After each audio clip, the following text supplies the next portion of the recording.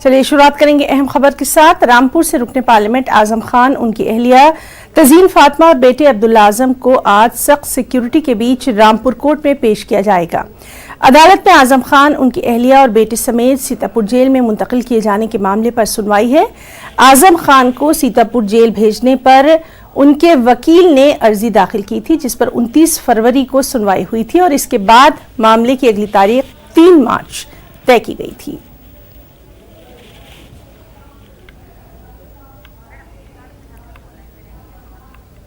और चलिए सीधे रुख करेंगे रामपुर में मौजूद हमारे नुमाइंदे विशाल का। विशाल, आपसे जानना चाहेंगे, काफी अहम मामला है ये, क्या कुछ और तफसीलात?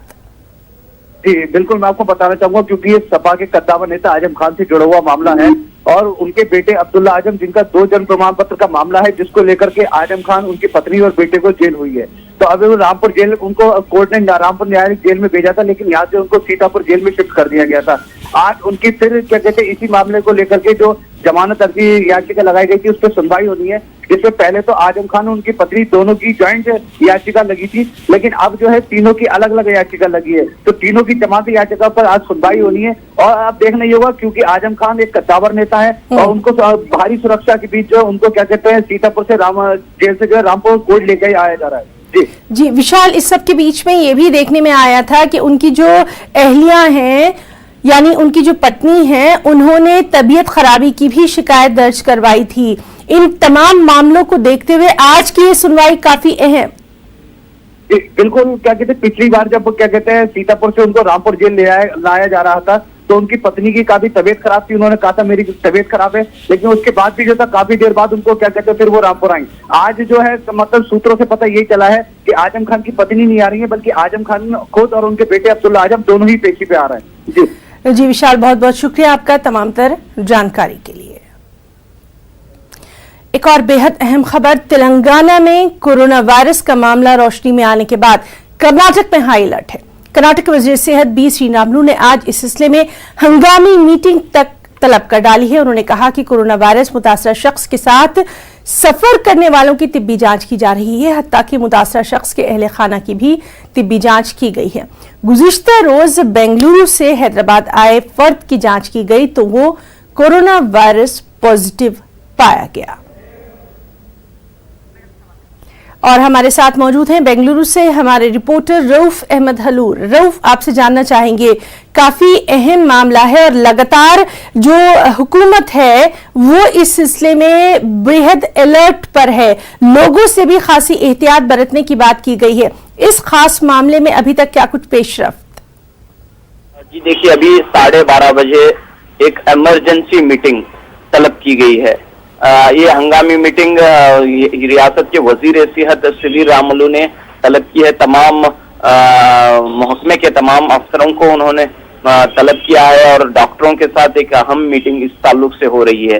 जैसा कि हम देखते हैं कि हैदराबाद के एक सॉफ्टवेयर इंजीनियर जो बेंगलुरु से हैदराबाद के लिए रवाना हुआ और वहां उसे ये तशखीस हो गई कि ये जो है कोरोना वायरस से मुतासिर है। तो इसके बाद जो है यहाँ पर काफी अलर्ट बरता जा रहा है और तमाम इस पूरे मामले की जांच जारी है और उसके साथ किसने सफर किया, वो किस ऑफिस में यहाँ पर बेंगलुरु में रहा करता था, उसके साथ किस अफराद का ताल्लुक उससे था, तो ये तमाम तफसीलात हासिल करते हुए उनकी भी जांच करने का फैसला लिया गया है जो इस शख्स से ताल्लुक में रहे हैं। तो इस लिहाज से इस वक्त रियासत कर्नाटक के दारुल हुकूमत बेंगलुरु में एक इमरजेंसी मीटिंग 12:30 बजे से शुरू होने वाली है और उसके बाद जो है वजीर सेहत श्रीरामुलु मीडिया से भी खिताब करेंगे और तफसीलात फराहम करेंगे।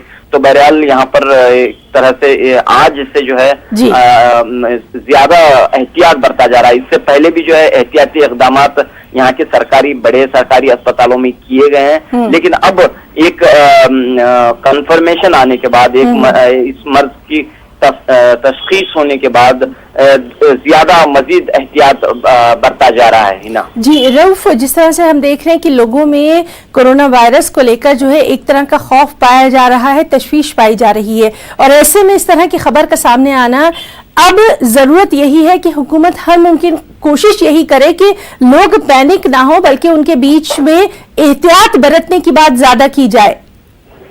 जी बिल्कुल, यही बातें यहाँ पर इससे पहले भी कही जा रही थी कि अवाम में जो है इस ताल्लुक से बेदारी पैदा की जाए। किस तरह जो है वो फौरन थोड़ी सी खांसी, थोड़ी सी सर्दी, थोड़ा सी तिब्बी परेशानी अगर पेश आए तो फौरन डॉक्टर से रुजू हो, उसकी जांच पड़ताल करें और इन्हें जो है आइसोलेशन सेंटर्स, यानी कि अभी से जो है आइसोलेशन सेंटर्स बनाने का काम बेंगलोर में शायद इसके बाद मजीद जोरों पर जारी रहेगा, क्योंकि ये मर्ज ऐसा है कि जिसके लिए जो है यानी कि जिस शख्स में ये इसमें खासी एहतियात की जरूरत है, डरने की बिल्कुल जरूरत नहीं है। डॉक्टर्स मौजूद हैं और फौरी इस जानिब तवज्जो देने की जरूरत है। बहुत बहुत शुक्रिया रऊफ आपका तमाम तर जानकारी के लिए। और वहीं चीन से एक अच्छी खबर, कोरोना वायरस की शिद्दत में कदरे कमी की खबर है। नेशनल हेल्थ कमीशन के मुताबिक पीर के रोज 31 हलाकतें हुई थी। सभी हलाकतें हुबई सूबे में हुई। इस तरह हलाकतों की मजबूरी तादाद बढ़कर 2943 तक पहुंच गई है। इस दौरान 125 नए मामले सामने आए। पिछले 6 महीनों के दौरान इस वायरस से मुतासिर होने वालों की ये सबसे कम तादाद रही।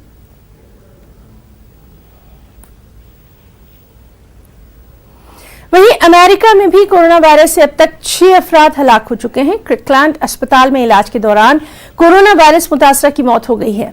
सेहत आमा के हुक्काम के मुताबिक 10 अफराद कोरोना वायरस से मुतासिर थे। इनमें 6 की इलाज के दौरान मौत हो चुकी है। अमेरिका के अलावा इटली और ईरान में भी कोरोना वायरस के असरात का दायरा वसी होता जा रहा है। इटली में 52 जबकि ईरान में 66 अफराद कोरोना वायरस की जद में आकर हलाक हो चुके हैं।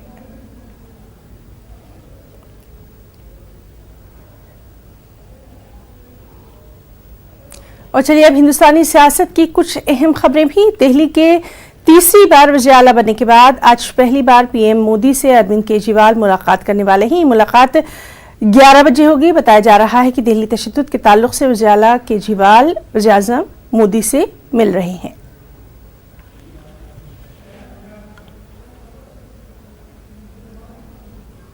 और इस सब के बीच एक बेहद अहम खबर आई कि PM Narendra Modi social media platform छोड़ने पर गौर फिक्र कर रहे हैं। उन्होंने एक ट्वीट में इस बात की जानकारी दी। अपने ट्वीट में पीएम ने लिखा कि इस इतवार फेसबुक, ट्विटर, इंस्टाग्राम और यूट्यूब को छोड़ने की सोच रहा हूं।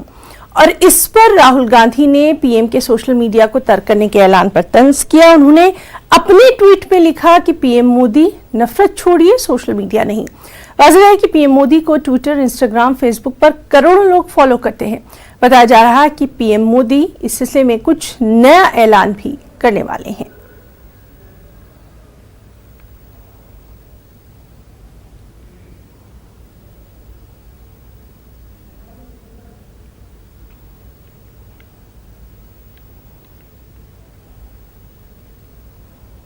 देश के लोगों तक सच्चाई कुछ पहुंचती है तो सोशल मीडिया के जरिए ही पहुंचती है। आंखें बंद कर लेने से सच्चाई खत्म नहीं हो जाती है। प्रधानमंत्री जी अभी तो विचार ही कर रहे हैं, लेकिन अगर वो सोशल मीडिया से अलहदा हो जाएंगे तो भी अगर दिल्ली जल रही है तो उस पर कोई फर्क नहीं पड़ेगा। काश आज प्रधानमंत्री सोशल मीडिया से हटने की बजाय अगर वो 48 लोग जो दिल्ली के अंदर मारे गए उनके साथ सहानुभूति जताते, उसको कंडम करते और मीडिया के उस हिस्से को कंडम करते जो देश को गुमराह कर रहा है, तो ज्यादा बेहतर होता। और वज़ीर आज़म नरेंद्र मोदी के सोशल मीडिया को तर्क करने के ऐलान पर एनसीपी लीडर नवाब मलिक ने कहा कि अगर ऐसा होता है और पीएम मोदी के चाहने वाले भी सोशल मीडिया इस्तेमाल करना छोड़ दें तो मुल्क में अमन और शांति बरकरार होगी। उन्होंने कहा कि मोदी भक्त सोशल मीडिया के जरिए मुल्क के सुकून को गारत करने में लगे हुए हैं। मंत्री जी ने सोशल मीडिया पे कहा है कि अगले रविवार से वो सोशल मीडिया से पूरी तरह से दूर हो जाएंगे। उसकी क्या वजह है वे स्वयं बताएंगे। हमारा तो ये कहना है कि कुछ बीजेपी के नेता कह रहे हैं कि प्रधानमंत्री छोड़ेंगे तो हम भी छोड़ेंगे। अगर प्रधानमंत्री ने छोड़ा और उनके सारे भक्तों भक्तों ने सोशल मीडिया छोड़ दिया तो हमें लगता है देश शांत हो जाएगा। जो अशांति फैली है, मोदी भक्त सोशल मीडिया से पूरे देश को अशांत कर रहे हैं। अगर मोदी जी ने छोड़ दिया और भक्तों ने मान लिया तो हमें लगता है देश हित में होगा। और इस वक्त की अहम खबर दिल्ली से आ रही है, जहां पार्लियामेंट के सिक्योरिटी ढांचे को नुकसान पहुंचा है। पार्लियामेंट की हिफाजत पर तैनात फोर्स इसके बाद चौकस हो गई है।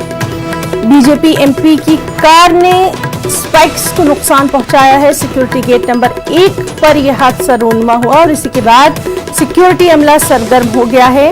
हादसाती तौर पर सिक्योरिटी निजाम से टकराई कार। विनोद कुमार सोनकर की कार सिक्योरिटी निजाम से टकराई है। तो इस वक्त की बेहद अहम खबर दिल्ली से, जहां पार्लियामेंट के सिक्योरिटी ढांचे को नुकसान पहुंचा। पार्लियामेंट की हिफाजत पर तैनात फोर्स फौरी चौकस हुई। बीजेपी एमपी की कार ने स्पाइक्स को नुकसान पहुंचाया। सिक्योरिटी गेट नंबर 1 पर यह हादसा पेश आया और सिक्योरिटी अमला इसके फौरी बाद चौकस हो गया।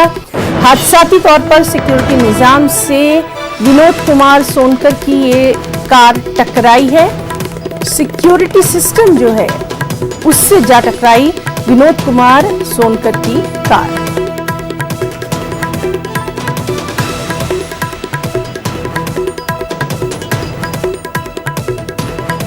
सिक्योरिटी गेट नंबर 1 पर ये वाकया पेश आया है और इसी के बाद सिक्योरिटी जो है उसका अमला पूरी तरह से चौकस हो गया। हालांकि हादसाती तौर पर सिक्योरिटी निजाम से ये कार टकराई है और बीजेपी लीडर विनोद कुमार सोनकर की ये कार है।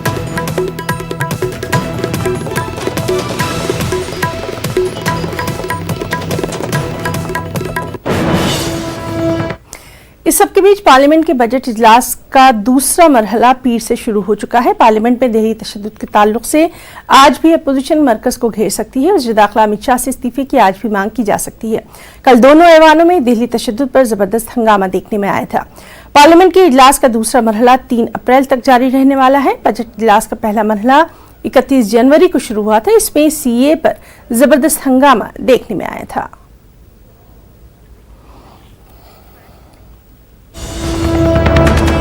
और दिल्ली से ही एक और अहम खबर पार्लियामेंट से जुड़ी हुई। लोकसभा स्पीकर ओम बिरला ने सभी पार्टियों के लीडरों से मुलाकात की है।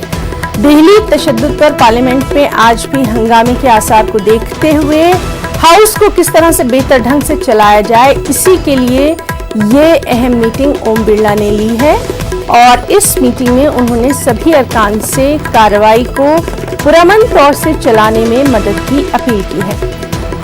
पार्लियामेंट से जुड़ी बेहद अहम खबर, जहां लोकसभा स्पीकर ओम बिरला ने सभी पार्टियों के लीडरों से मुलाकात की और जिस तरह से उम्मीद की जा रही थी, कल देखा भी गया था कि दिल्ली तशद्दुद पर पार्लियामेंट में आज भी हंगामे के आसार हैं। आज भी जो कार्रवाई है वो मुतासिर हो सकती है। तो इसी सब को देखते हुए हाउस को बेहतर ढंग से चलाने के लिए कल अहम मीटिंग की गई थी। सभी अरकान से कार्रवाई चलाने में मदद की ओम बिरला ने अपील की है। तो इस वक्त की बेहद अहम खबर, अब से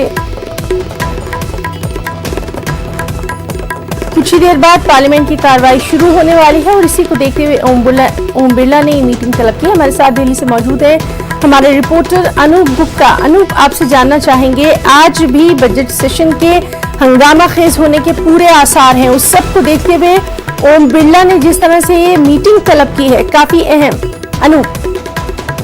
बिल्कुल, देखिए जिस तरह से कल बजट सत्र का दूसरे भाग का पहला दिन था और दिल्ली वायलेंस को लेकर जिस तरह से झड़प हुई, उसको लेकर के ओम बिरला लोकसभा अध्यक्ष बहुत नाराज थे और उन्होंने बहुत गुस्से में उन्होंने कहा कि जो भी इसके लिए दोषी है, क्योंकि जिस तरह की तस्वीरें देखने को मिली, जिस तरह से धक्का मुक्की तक की नौबत आई, उसी को लेकर आज कहीं ना कहीं ये कहा जा रहा था सूत्रों के हवाले से कि जो भी लोग उसमें लिप्त हैं उस पर कार्रवाई की जाएगी। और यही वजह है कि आज लोकसभा स्पीकर सभी पार्टियों के नेताओं से वो मिले और उनकी कोशिश है कि किसी तरह का हंगामा ना हो, किसी तरह से जो कल घटना घटी है वो ना हो, और दूसरी बात की जो दोषी है उस पर किस तरह की कार्रवाई हो। तो एक सहमति बनाने की कोशिश जो है वो सभी पार्टियों के नेताओं से की जा रही है। देखना होगा कि जो बैठक ओम बिरला ले रहे हैं उसमें क्या निकल के आ पाता है। जी अनूप, उस सब के अलावा ये भी देखना अहम रहेगा कि आज जो पार्लियामेंट की कार्रवाई होने वाली है उसमें जिस तरह से वज़ीर आज़म से मुलाकात करने वाले हैं दिल्ली के सीएम, ये भी काफी अहम माना जा रहा है। इसके ताल्लुक से कोई जानकारी? नहीं, बिल्कुल देखिए ये पहली मर्तबा होगा जब अरविंद केजरीवाल दूसरी बार वो सीएम बने हैं और उसके बाद जो है वो प्रधानमंत्री नरेंद्र मोदी से वो मुलाकात कर रहे हैं। इससे पहले जो है वो अमित शाह से भी मुलाकात हुई थी। बहुत ही महत्वपूर्ण कहा जा सकता है क्योंकि चुनाव के वक्त तो तू मैं और कई तरह के आरोप हमने देखा, लेकिन अब चूंकि सारी चीजें खत्म हो गई है और एक संवैधानिक मर्यादा है, ऐसे में मुख्यमंत्री के तौर पर आज प्रधानमंत्री से उनकी मुलाकात एक कच्ची मीटिंग इसको कह सकते हैं होगी। बहुत बहुत शुक्रिया अदा करना चाहेंगे अनूप आपका तमाम तर जानकारी के लिए। और पार्लियामेंट में आज क्या कुछ होने वाला है इस पर भी लगातार हमारी नजर बनी रहेगी। खबरों में आगे बढ़ेंगे। निर्भया केस के मुलजिमीन की जिस्मानी और जहनी हालत जानने के लिए एनएचआरसी को हिदायत देने की मांग वाली अर्जी पर आज सुनवाई है।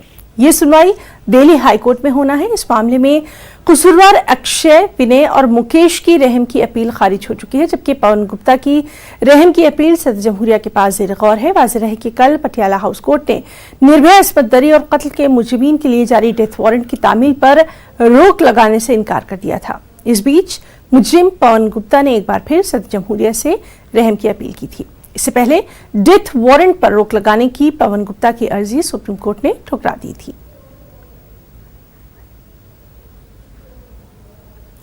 शर्जील इमाम की आज अदालती तहवील खत्म होने वाली है। आज दिल्ली की एक अदालत में शर्जील इमाम को पेश किया जाने वाला है। वाज़ेह है कि शर्जील इमाम पर मुल्क मुखालिफ बयान देने का इल्जाम है। बिहार के काकू से 28 फरवरी को दिल्ली पुलिस ने शर्जील को गिरफ्तार किया था। दिल्ली पुलिस ने जामिया तशद्दुद के ताल्लुक से चार्जशीट दाखिल कर दी है। इसमें शर्जील इमाम का नाम भी शामिल है।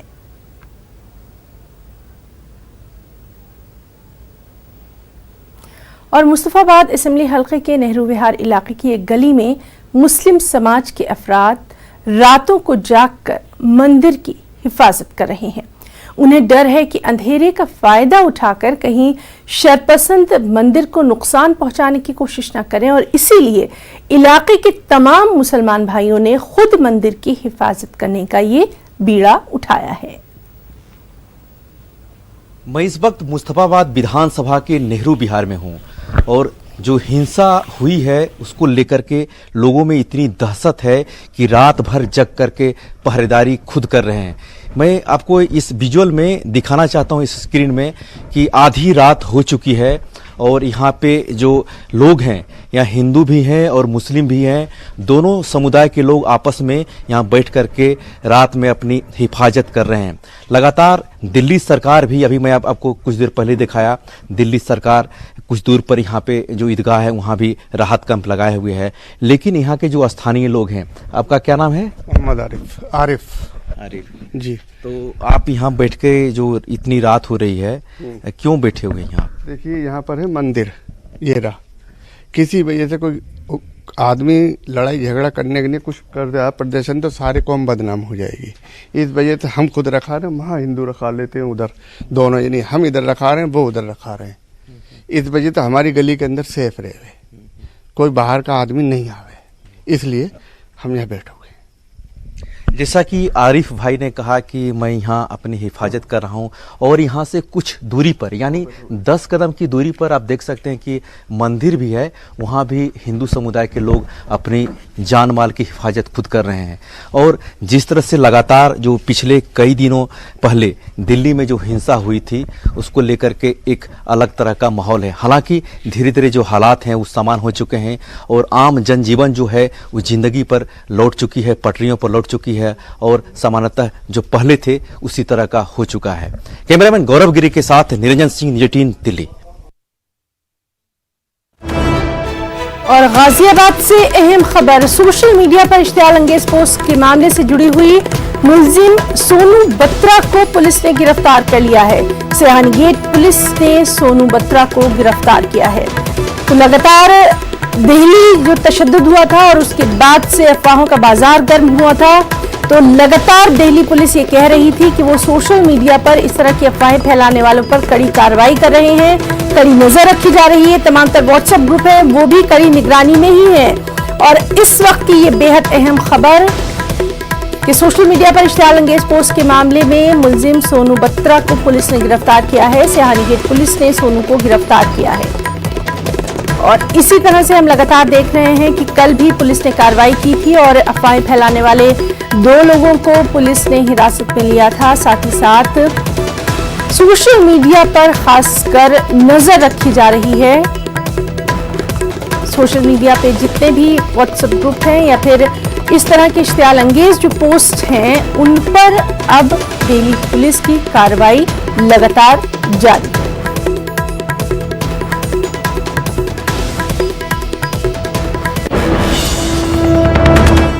कश्मीर के नदी नालों और झीलों को तहफ़्फ़ुज़ देने की गर्ज से प्रोजेक्ट तैयार तो किए गए और कॉलोनीज भी कायम की गई, मगर ये कॉलोनीज इंसानों के रहने लायक नहीं। दरियाए झेलम के किनारों पर रहने वालों के लिए समरबुक में ऐसी ही एक कॉलोनी बनाई गई, मगर इसकी हालत देखते ही बनती है। पेश है श्रीनगर से सनम तसद्दुक की ये रिपोर्ट।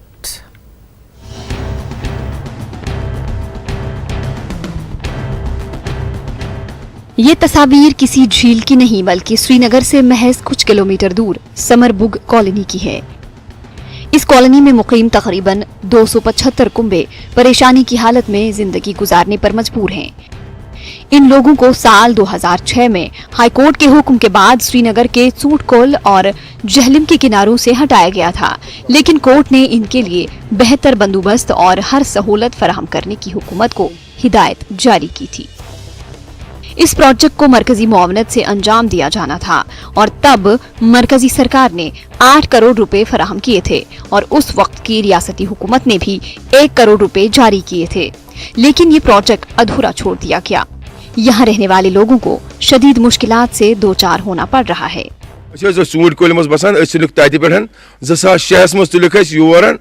ताल पे थक योर छोटा सत मगर मुजरमो अनमित पे कुन मज हाई कोर्टन मगर अस कोर तम वाद बराबर कहें गवर्नमेंट पसान कहें म्यूनसिपलिटी श्रीनगर तम वन तुम गो बडगाम बडगाम कन तम वन तुम कहें अवेलेबल तुम गो श्रीनगर वन नसा तुम कहें तुम बडगाम ड्रेनेज बनाया गया यहाँ 20%, 80% यहाँ पेंडिंग रखा उन्होंने। पहले हमने बताया इनको आप ड्रेनेज यहाँ मत बनाइए, पहले आप सम्प बनाए, ये पानी जो निकलेगा उसका पहले आप काम कीजिए, तो ड्रेनेज मत बनाइए। उन्होंने पहले ड्रेनेज बनाया, जो ये पानी आता है वो सब मकबरा के पास, आपने देखा वो मकबरा के पास सब जमा हो जाता है, वो जो पानी है सब ये ड्रेनेज का पानी है। गारन मज लड़के वतम गारन मज योर ना पोसुई ना कोर मंगी का ना लड़कस बनान अड़ मकान क्या बनान बस मोट जनान बस पढ़ा पेमस बह त्रोस अती बस लुकस मकानस मज बसान तवजो तो दुतुक कह ना एमरजेंसी जन गा कुन जाए गोड़ पे अपार लाल चौक पे आटो उतार अद कुन जाए गा। इस कॉलोनी में पब्लिक ट्रांसपोर्ट न होने की वजह से भी लोगों को दुश्वारियां होती हैं। मकामी अफराद ने एलजी इंतजामिया से कॉलोनी के मसाइल हल करने की अपील की है। न्यूज़ 18 उर्दू के लिए श्रीनगर से सनम तसद्दुक की रिपोर्ट। खबरों में इतना ही। आदाब।